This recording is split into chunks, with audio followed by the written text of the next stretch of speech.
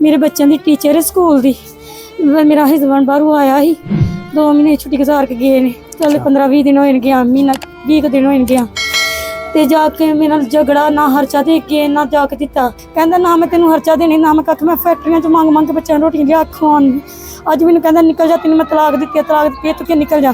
बच्चे लैके निकली नहीं तो मैं बच्चे मार छड़ने नहीं। अचानक बच्चा मेरा टिकटॉक चलान दिया, उत्ते इहदी टीचर दी वीडियो ते सॉरी जान आई लव यू। ਇਹਦਾ ਬੱਚਾ ਜ਼ਾਇਆ ਹੋ ਗਿਆ, ਡੈਥ ਹੋ ਗਈ। ਪਹਿਲਾਂ ਵੀ ਹਾਂਜੀ ਬੱਚਾ ਇੱਕ ਜ਼ਾਇਆ ਕੀਤਾ ਸੀ ਮਾਰ ਕੇ, ਸਮਝ ਦਿਓ। ਇਹ ਬੜਾ ਤਸ਼ੱਦਦ ਕਰਦਾ ਰਿਹਾ ਤੇ ਕੱਪੜੇ ਲਵਾ ਕੇ ਇਹਨੂੰ ਸਿਗਟਾਂ ਦੇ ਨਾਲ ਸਾੜਦਾ ਰਿਹਾ ਬੱਚੀ ਮੇਰੇ ਨੂੰ। तो पहले ओदी मां ने फड़ के मैनू थल्ले सुटिया, फिर ओदे प्यो ने मैनू मारिया। कहंदा तू शक्ल मेरे बंदे ने फोन करके कहा इहनू मारो, जे 2 नंबर जेदा कोई नहीं जे पिछे गया इहनू मार छड़ो फड़ के। कोई मेरे को गल समझे, मेरी धी नूं इंसाफ मिलना चाहिए ताकि तमाम जिन्नियां भी धीआं ने किसे दे नाल जिद्दां जुल्म ना होए।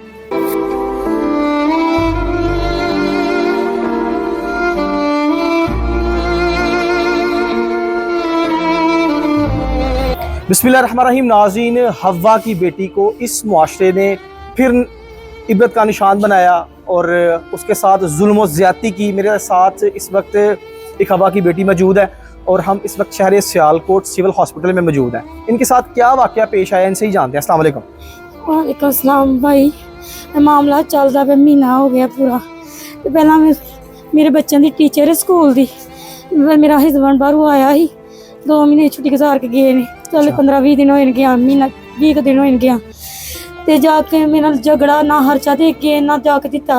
मैं रोज़ रोनी बच्चों को हरचा दो। मैं अपनी नंदा अपने देवरां फोन करनी कि भाई हरचा नहीं देंगे, इन्होंने को हरचा दो। मेरी नंद ने फोन करके कहते मैं इन्हू नहीं रखना, मैं जी दूसरी की है मैं दूसरी रखी मैं उन्होंने रखना। मैं कौन अचानक बच्चा मेरा टिकटॉक चलान दिया, उत्ते इहदी टीचर की वीडियो ते सॉरी जान आई लव यू। मेरे को वीडियो भी है भी मौजूद है मेरे भाई के कोल। उत्ते आ गई तो मैं क्या तुम मैंने कहते छड़ना छड़ना छड़ना तो मैं आंदे पापा मेरी की गलती जी, मेरा की कसूर जी, मैंने माफ़ कर दो, मेरे माँ प्यो नहीं इन्ने जोगे तो मैंने रख लो, तुम दूसरा कर लो। कहता ना मैं तेनू हरचा देनी ना मैं कख मैं फैक्ट्रियां च मांग मांग के बच्चों रोटियां लिया खवान। अज मैनू कहता निकल जा, तेन मैं तलाक दी तू क्या निकल जा। बच्चे लैके निकली नहीं तो मैं बच्चे मार छड़ने नहीं, मैं बच्चे नहीं जिंदा छड़ने। अच्छा मैं कहती उस कुड़ी ने कहा कुड़ी है बच्ची रख लै, ए बच्ची जी है जेडे बच्चे ने लिखते विच दावा भी नहीं केस का कर सकती, तेरे कख भी नहीं। मैंने दुबई बुला लै, तू भी उत्थे काम करी, मैं भी तेरा निकाह करके चलांग। मैं गई, मैं क्या बच्चे नहीं खड़ने, मैं बच्चे दे के जाने सारे इत्थे, मैं बच्चा एक भी नहीं खड़ना। मैं उहदे घर सुट्टन चलनी हाँ, मैं अपने कल्ले अपने प्यो दे घर जाना। मैं गई हाँ, ओदी भरा ओदी मां सब तो पहले ओदी मां ने फड़ के मैनू थल्ले सुटिया, फिर ओदे प्यो ने मैनू मारिया। कहंदा तू शक्ति मेरे बंदे ने फोन करके कहा इहनू मारो, 2 नंबर जेदा कोई नहीं जे पिछे गया इहनू मार छड़ो फड़ के। उन्होंने मैनू मार मार के मेरे ढिड च दिता, मैनू ब्लीडिंग शुरू हो गई। मैं उत्थे रोंदी तड़पदी रही, फिर मैनू गली च खलार के मेरी वीडियो बनाई कि बड़ी आई इहनू मारिया जी। मैं फिर रोंदी मेरे पुत्राणियां मेरे पूरा फोन किया मेरे गेन उन्होंने चिर उत्थे रोंदी रही तड़पदी रही। मैनू ना जाके तू कट के लिया मेरा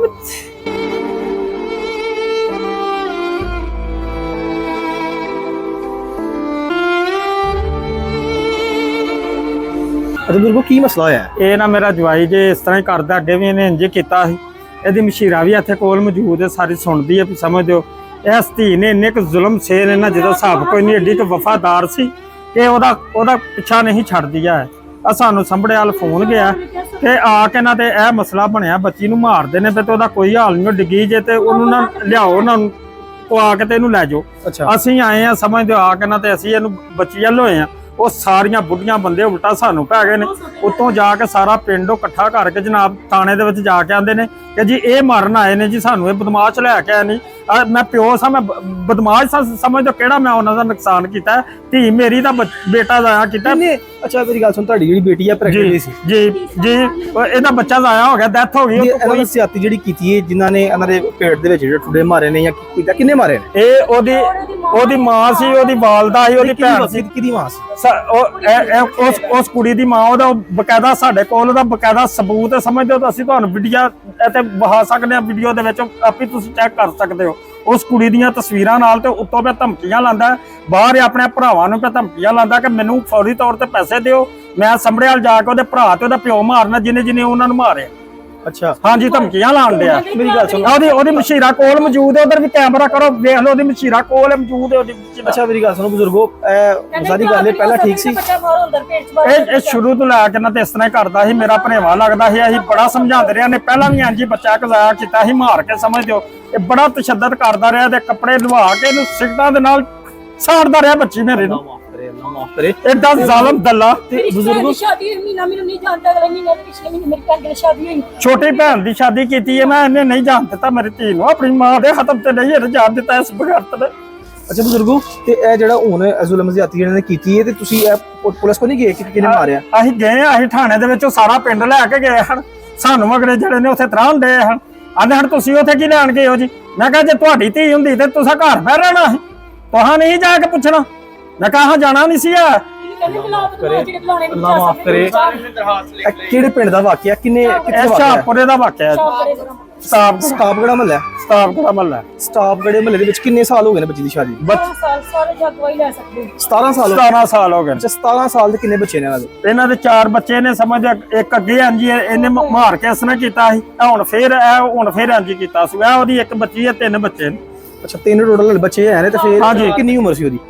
ਜਿਹੜਾ ਸ਼ੋਹਰ ਦੀ ਕਿੰਨੀ ਉਮਰ ਹੈ? 45 ਸਾਲ 40 45 ਸਾਲ। ਵਿਆਹ ਕਰ ਲਿਆ ਦੂਸਰੇ ਦੇ ਨਾਲ ਜਾਂ ਨਹੀਂ ਕੀਤਾ? ਮੈਂ ਕਰਨਾ ਸੀ ਤਾਂ ਤੈਨੂੰ ਤਲਾਕ ਆਂਦਾ, ਤੈਨੂੰ ਤਲਾਕ ਦੇ ਛੱਡਣੀ ਹੈ। ਮੈਂ ਕਿਹਾ ਜਿੰਨੀ ਦੇਰ ਇਹਦੇ ਪੇਟ ਦੇ ਵਿੱਚ ਬੱਚਾ ਹੈ, ਸਮਝੇ ਉਨੀ ਦੇਰ ਤੱਕ ਇਹਨੂੰ ਤਲਾਕ ਨਹੀਂ ਹੋ ਸਕਦੀ। ਉਹਨਾਂ ਨੂੰ ਫੋਨ ਕਰਕੇ ਨੇ ਆਖਿਆ ਇਹਨੂੰ ਮਾਰੋ, ਇਹਦਾ ਬੱਚਾ ਜ਼ਾਇਆ ਕਰੋ, ਕਰ ਦਿੱਤਾ ਉਹਨਾਂ ਨੇ। ਅੱਲਾਹ, ਕੀ ਮੁਤਾਲਬਾ ਕਰਦੇ ਹੋ ਤੁਸੀਂ ਇਸ ਟਾਈਮ ਜਿਹੜਾ ਨਾ ਸਾਡੇ ਆਲਾ ਅਫਸਰਾਂ ਕੋਲ ਕੀ ਮੁਤਾਲਬਾ? ਮੇਰੇ ਕੋਲ ਇੱਕੋ ਹੀ ਮੇਰੇ ਕੋਲ ਗੱਲ ਸਮਝੇ, ਮੇਰੀ ਧੀ ਨੂੰ ਇਨਸਾਫ ਮਿਲਣਾ ਚਾਹੀਦਾ ਤਾਂ ਕਿ ਤਮਾਮ ਜਿੰਨੀਆਂ ਵੀ ਧੀਆਂ ਨੇ ਕਿਸੇ ਦੇ ਨਾਲ ਜਿੱਦਾਂ ਜ਼ੁਲਮ ਨਾ ਹੋਏ। ਬਿਲਕੁਲ ਠੀਕ ਕਹਿ ਰਹੇ ਨੇ ਬਜ਼ੁਰਗ ਕਿ ਜਿਸ ਤਰ੍ਹਾਂ ਇਹਨਾਂ ਦੀ ਬੇਟੀ ਦੇ ਨਾਲ ਜ਼ੁਲਮ ਹੋਇਆ ਨਾ, ਜਿੰਨੇ ਵੀ ਕੀਤਾ ਹੈ ਉਹਨੂੰ ਨਿਸ਼ਾਨੇ ਇਬਰਤ ਬਣਾਉਣਾ ਚਾਹੀਦਾ, ਤਾਂ ਕਿ ਜਿਸ ਤਰ੍ਹਾਂ ਇਹ ਕਿਸੇ ਦੀ ਬੇਟੀ ਹੈ, ਕੱਲ ਨੂੰ ਕਿਸੇ ਹੋਰ ਬੇਟੀ ਦੇ ਨਾਲ ਵੀ ਐਸਾ ਦਾ ਵਾਕਿਆ ਪੇਸ਼ ਨਾ ਆਏ।